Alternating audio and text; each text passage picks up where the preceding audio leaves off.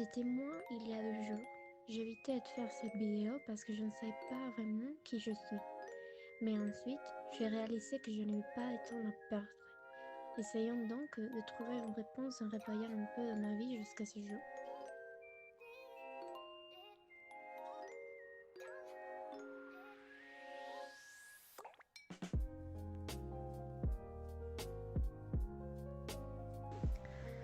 Pour commencer, Monsieur Malloc dit dans un livre que mon identité, c'est ce qui fait que je ne suis identique à aucune autre personne dans le monde. Donc, je suis née le 31 mars 2000 à Bogota. À ce moment-là, j'ai commencé à avoir quelques caractéristiques. Mon nom, Carol Jimena Noy Nieto. J'étais une fille colombienne qui parle l'espagnol et qui a la peu prendre. Cela me rend différente des autres personnes et certaines personnes diraient que c'est mon identité. Mais, comme dirait Amin Malouf, l'identité n'est pas une seule appartenance ou essence déterminée à la naissance et qui ne changera plus. En fait, nombreuses caractéristiques que j'avais comme petite fille n'existent plus aujourd'hui. Plus tard, cette petite fille a grandi et a ajouté des pièces de son identité à la liste. Et a aussi remarqué certaines qui étaient déjà là.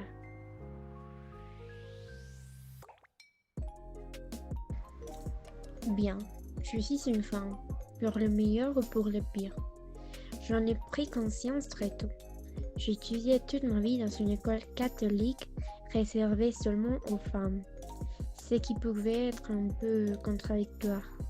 D'un côté, il m'enseignait la libération féminine et nous encourageait à être ce que nous voulions être, peu importe les stéréotypes. Mais de l'autre côté, il nous apprenait à cacher notre corps et à nous comporter comme des filles. Plus tard, j'ai appris une autre chose sur le fait d'être une femme, l'harcèlement. Nous sommes tous habitués. La première fois que j'étais touchée sans mon consentement, j'avais 17 ans. C'était dans un bus. J'étais entourée de 3 hommes mais je ne pouvais pas ni parler ni bouger. Depuis ce moment, j'ai vu la féminité sous un autre angle. Être une femme est une grande partie de moi, de ma vie. Parce que ce n'est pas juste se maquiller ou se coiffer. Être une femme affecte la façon dont je vois le monde, la façon dont je parle et la nécessité constante de défendre mes droits et ceux des autres femmes. Ma peau est sombre, mais pas si sombre. Depuis toute petite, je remarquais que ma famille et mes amis étaient tous blancs. Beaucoup ont fait des blagues sur ma couleur de peau.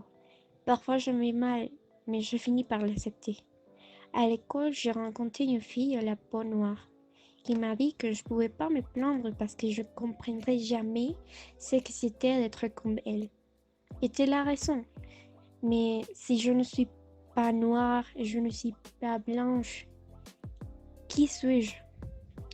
Je n'ai jamais aimé ma couleur de peau et c'est une des raisons pour lesquelles j'avais peu d'estime de moi et pourquoi il n'y a pas de photos de moi de 6 ans à 15 ans.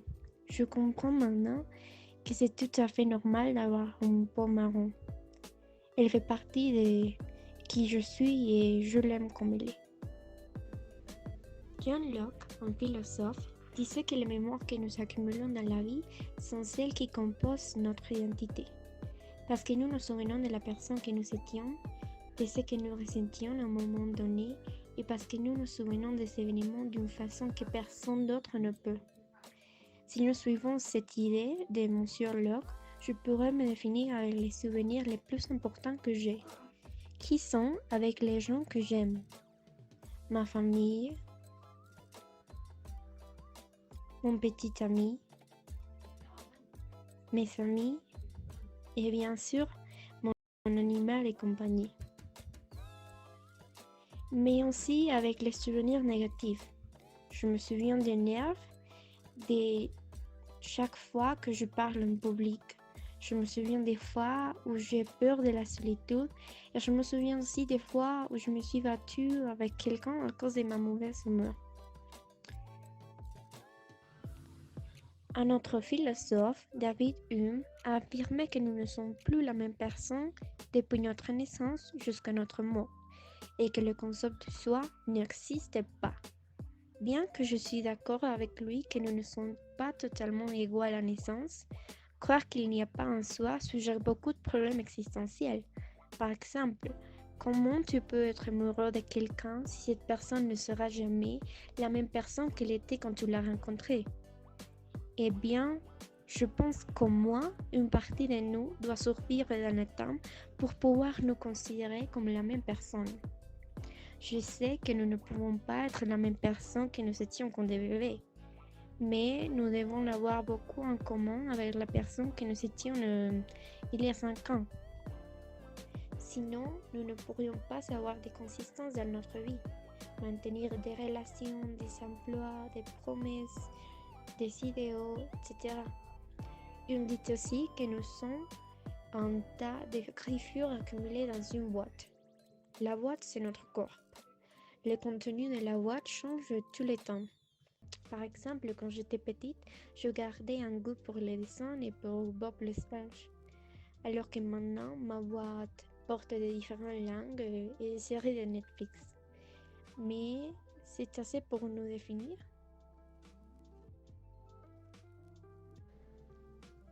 On se demande tous qui on est dans un moment de notre vie, peu importe que nous trouvions la réponse ou non. Ce qui importe, c'est que nous ne laissons pas les autres répondre pour nous et que nous nous acceptions comme nous sommes. Dans mon cas, je n'ai pas trouvé la réponse parce que l'identité n'arrête jamais de changer. Je sais que je ne le trouverai pas dans un mot ou dans une vidéo de 10 minutes. Chaque expérience que j'ai vécue, qu'elle soit mauvaise ou bonne, chaque personne connue, chaque apprentissage, chaque langue, tout a fait partie de ce que je suis. Parce qu'il n'y a pas une seule identité, les identités sont multifacettes et dynamiques.